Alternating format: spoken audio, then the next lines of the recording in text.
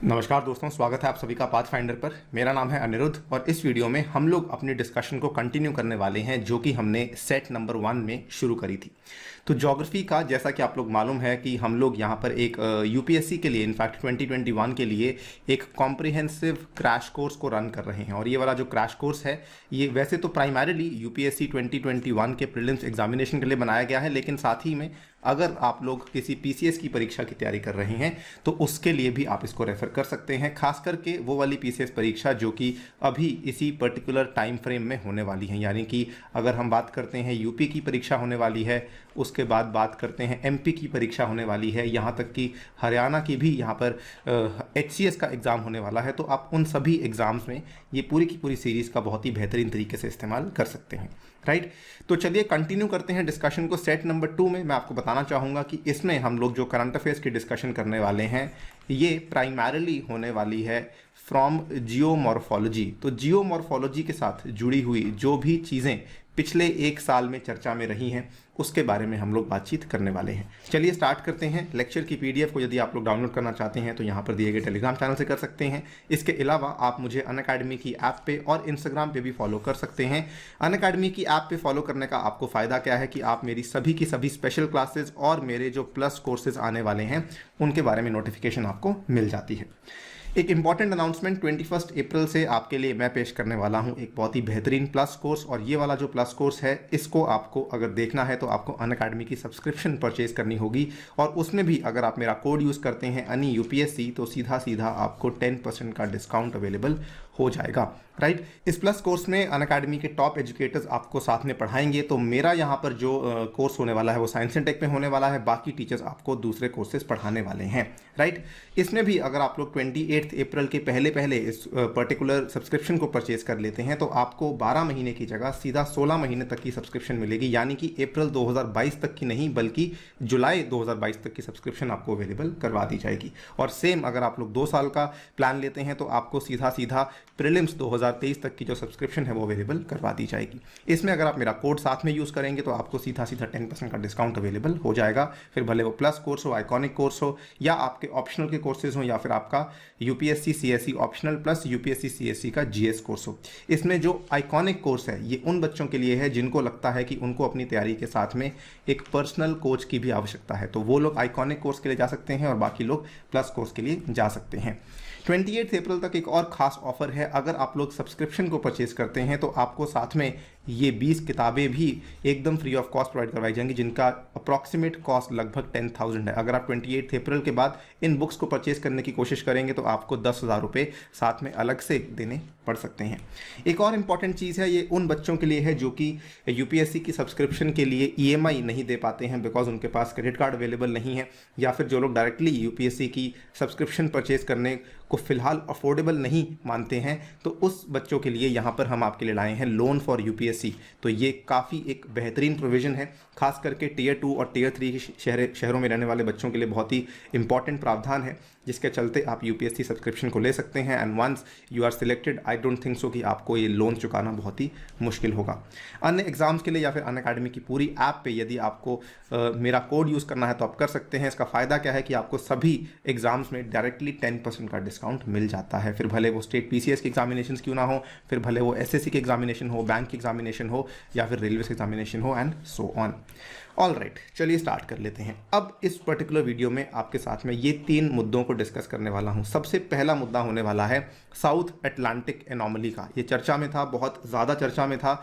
In fact पिछले साल की बात है, सितंबर 2020 में इसके बारे में वैज्ञानिकों ने फिर से बातचीत करनी शुरू कर दी थी। उसके बाद अक्टूबर में भी इसको लेके बातचीत हुई और अब फिर से जो महीना चल रहा है अप्रैल के महीने में फिर से इसके बारे में बातचीत होनी शुरू हुई है, बिकॉज दिस इज समथिंग इसके काफ़ी बड़े रेपरकशंस, काफ़ी बड़े इम्प्लीकेशंस हो सकते हैं।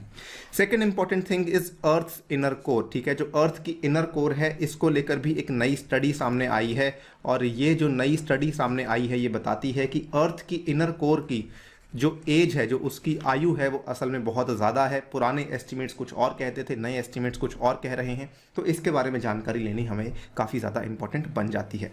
And third and the final thing जो कि हम इस वीडियो में कवर करेंगे, that is Mount Everest grows to new height. तो चाइना एंड नेपाल ने मिलकर के यहाँ पर इसकी नई जो हाइट है उसको घोषित कर दिया है। जो नई हाइट है उसमें कुछ हमें इंक्रीमेंट देखने को मिला है as compare to the previous height. तो जानेंगे कि ये क्यों बढ़ा है, जानेंगे पुरानी हाइट क्या थी, नई हाइट क्या थी। ऑल्सो कुछ इंटरेस्टिंग फैक्ट्स आपके साथ मैं साझे करूंगा regarding the tallest peak on the surface of earth, that is mount Everest. और इसमें कई सारे बच्चों को ये लग रहा होगा कि साउथ एटलांटिक एनोमली, इन नाम सुनने में लगता है कि ये किसी ना किसी तरीके से ओशनोग्राफी के साथ जो है संबंधित है, लेकिन ऐसा नहीं है। ये ओशनोग्राफी के साथ संबंध नहीं रखती है, बल्कि ये वाली भी जो आपकी न्यूज़ है ये सीधा सीधा जियोमॉर्फोलॉजी के साथ ही संबंध रखती है, इसीलिए हम इसको यहाँ पर कवर कर रहे हैं। Also before I begin I want to tell you कि ये तीनों के तीनों टॉपिक्स, स्पेशली जो topic number 1 and topic number 2 है, ये काफ़ी पेचीदा हैं, काफ़ी कॉम्प्लेक्स हैं। तो अगर आपके कुछ बेसिक्स क्लियर नहीं है तो आपको थोड़ा सा समझने में तकलीफ आ सकती है, बट फिर भी हम कोशिश करेंगे चीज़ों को आसान करने की। चलिए देख लेते हैं topic number 1, the South Atlantic anomaly also called as the Bermuda Triangle of space. ठीक है, तो इसको समझ लेते हैं क्या चीज़ है ये।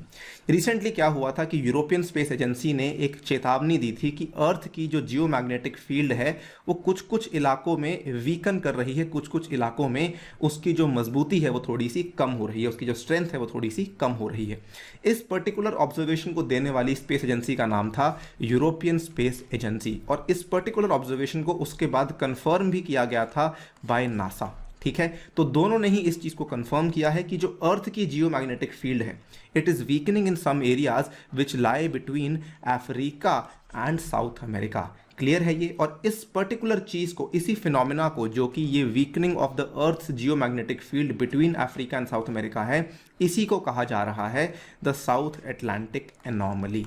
समझ लीजिए, एक बार दोबारा बोल देता हूं कि ये वाले जो इलाके हैं, देखिए अफ्रीका यहां पर पड़ता है आपका, ठीक है, we can draw the map of Africa very quickly over here, ठीक है ना। तो अफ्रीका आपका इस तरीके से पड़ गया है, थोड़ा सा इसको एक रफ मैप ड्रॉ कर रहे हैं हम लोग, और यहाँ पर आपका पड़ता है जो आपका साउथ अमेरिका है। ठीक है, तो ये अफ्रीका और साउथ अमेरिका के बीच का एरिया, जो ये वाला एरिया है, ये कौन सा एरिया पड़ता है, ये बोला जाता है south Atlantic ocean, southern Atlantic ocean. और इस एटलांटिक ओशन वाला जो एरिया है, यहाँ पर हमें जो है weakening of the geomagnetic field देखने को मिल रही है, और इसी के लिए, बिकॉज ये एरिया ये वाला है, इसीलिए इसको साउथ एटलांटिक एनोमली कहा जा रहा है। ये एक बहुत ही अनयूजुअल बिहेवियर है जो कि हम काफ़ी सालों से देखते आ रहे हैं, लेकिन इसका जो एक्सटेंट है, इसका जो स्कोप है, वो काफ़ी ज़्यादा बढ़ चुका है। अब देखिए ये है क्या चीज़। Basically the SAA is referred to the behavior of Earth's geomagnetic field in an area between Africa and South America. Clear है? SAA is an area where the Earth's inner Van Allen radiation belt comes closest to the Earth's surface, dipping down to an altitude of approximately 200 kilometers. इस चीज़ को समझिए, थोड़ा सा complex है, stay with me for a while, आपको सारी की सारी चीज़ समझ आ जाएगी। ये देखिए, आप लोग इतना समझते हैं कि जो अर्थ के अंदर मैग्नेटिज्म होता है वो आता कहाँ से है, अर्थ के आसपास जो मैग्नेटिज्म है वो कहाँ से आता है, वो अर्थ के कोर में से निकल कर आता है। इतनी चीज़ तो हम सभी को मालूम है। कोर के अंदर जो भी हमारे मेटल्स हैं, जो भी हमारे एलिमेंट्स वहाँ पे लोकेटेड हैं, उसकी वजह से अर्थ का जो कंप्लीट जियोमैग्नेटिज्म है वो आपको रिफ्लेक्ट होने को मिलता है। Yes, is this point clear? Is this point, ये पॉइंट आपको याद है?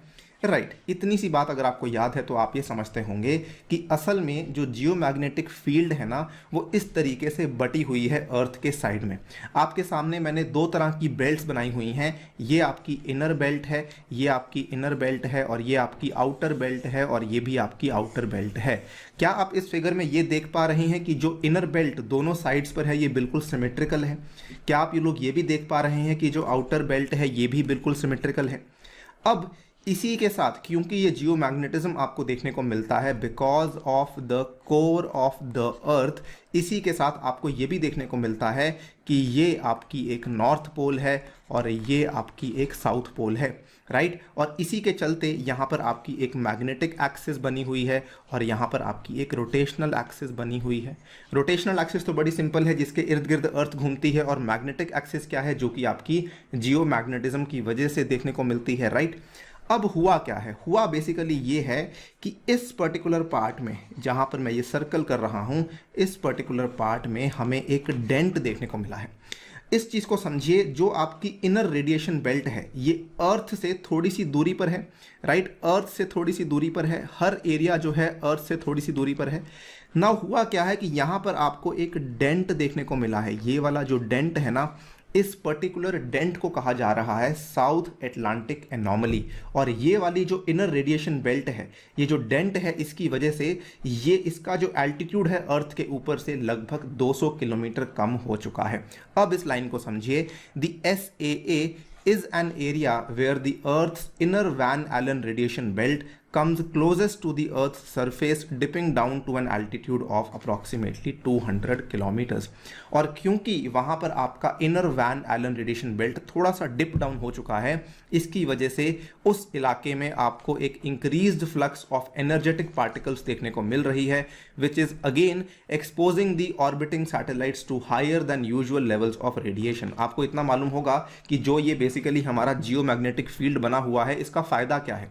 इसका फ़ायदा ये होता है कि जो आपकी सूर्य में से विंड्स आती हैं, ठीक है, उनको ये होल्ड कर पाता है। जो सूर्य में से आपकी डिस्ट्रक्टिव विंड्स आती हैं, उनको ये कहीं ना कहीं एक तरीके से प्रिवेंट करता है ताकि वो धरती तक ना पहुंचे। ये फ़ायदा है इस पूरे के पूरे जियोमैग्नेटिक फील्ड का। अब क्योंकि यहाँ पर आपको डेंट देखने को मिल चुका है, इसी वजह से ये माना जा रहा है कि जो इस पर्टिकुलर इलाके में जो आपकी सैटेलाइट्स घूम रही हैं, वहाँ पर higher than usual level of radiation देखने को मिल सकता है। और यही इस चीज़ की सबसे बड़ी मुसीबत हमें फेस करनी पड़ सकती है। डायरेक्टली किसी प्रकार के मानव को, किसी प्रकार के जीव जंतु को, प्लांट्स को अफेक्ट नहीं करेगी साउथ अटलांटिक एनॉमली, लेकिन जो हमारी लो अर्थ ऑर्बिट के अंदर घूमने वाली सैटेलाइट्स हैं, लो अर्थ ऑर्बिट के अंदर घूमने वाली जो सैटेलाइट्स हैं, उनके ऊपर काफ़ी खराब प्रभाव इस पर्टिकुलर एनॉमली का पड़ सकता है।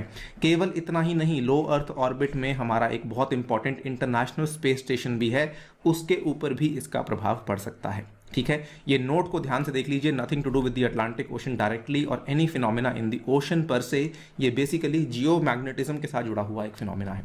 और इस पैराग्राफ को ध्यान से देखिए कि पिछले 200 सालों में जो मैग्नेटिक फील्ड है ना अर्थ की, वो अपनी स्ट्रेंथ को धीरे धीरे लूज आउट कर रही है। हर साल ऐसा मान लीजिए कि वो 9% of its own strength it is losing out every year. ठीक है, लेकिन यहाँ पर जो साउथ एटलांटिक ओशन वाला एरिया है, जो ये वाला एरिया है ना, यहाँ पर a large and rapid shrink has been observed in the South Atlantic region over the past 50 years, just as the area itself has grown and moved westward. ये भी माना जा रहा है कि जो मैं आपको यहाँ पे मैप दिखा रहा था, ये धीरे धीरे एरिया वेस्टवर्ड भी मूव कर रहा है। ठीक है, तो ये आपकी एनॉमली है। It is related with the concept of geomagnetism. It does not directly affect humans और प्लांट्स और एनिमल्स, लेकिन ये हमारी जो सैटेलाइट्स हैं, स्पेसिफिकली जो लो अर्थ ऑर्बिट में फंक्शन करती हैं और जो इंटरनेशनल स्पेस स्टेशन है, उसके ऊपर काफ़ी ख़राब प्रभाव कर सकता है, बिकॉज यहाँ पर इसको ज़्यादा लेवल्स ऑफ रेडिएशन देखने को मिल सकती हैं।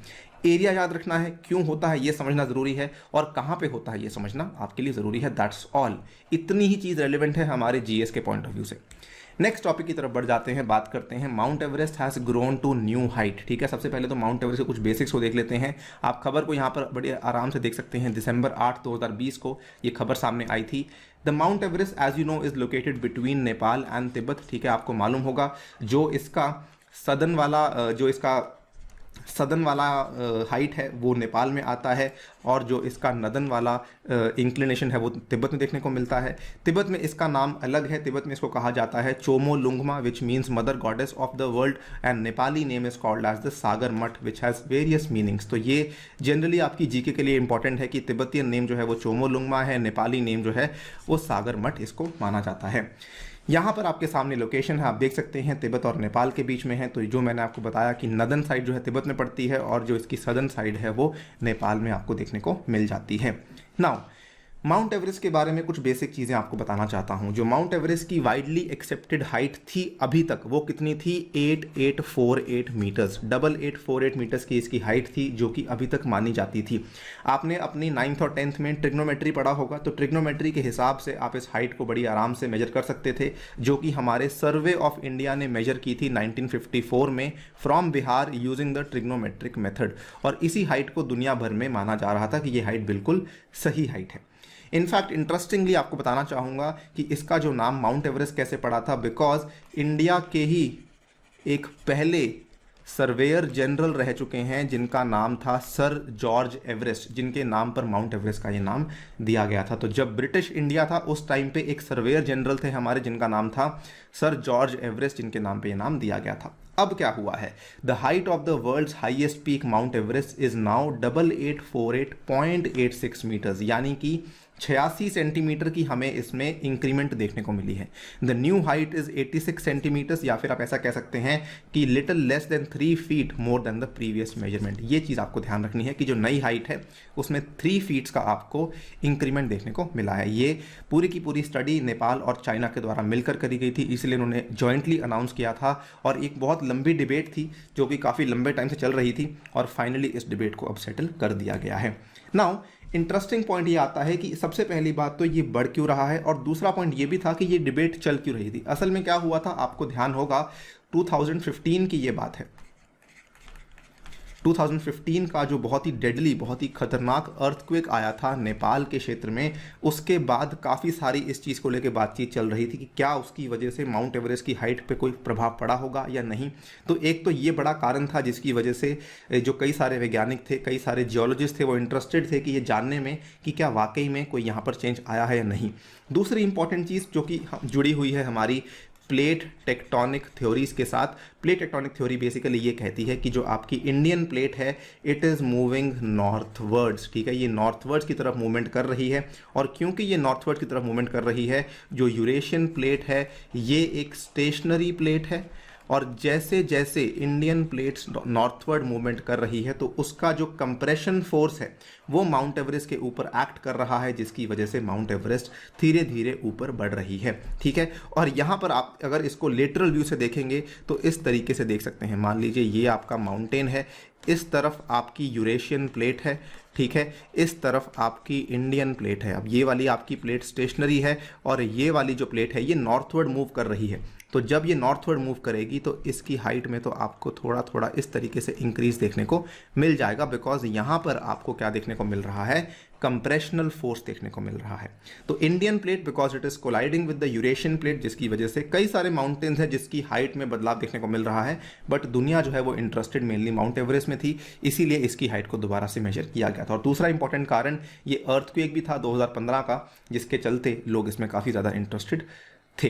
तो इसके चलते आपको क्या ध्यान रखना है कि जो न्यू हाइट है वो 8848.46 मीटर्स है। इस चीज़ को अब मान लिया गया है, this is the new and the latest height of mount Everest. Next and the last thing जो कि मैं डिस्कस करना चाहता हूं, अगेन ये थोड़ा सा पेचीदा टॉपिक है, इसमें भी अगर आपको समझना है तो जियो मैग्नेटिज्म के बारे में थोड़ी बहुत जानकारी होनी आवश्यक है, राइट।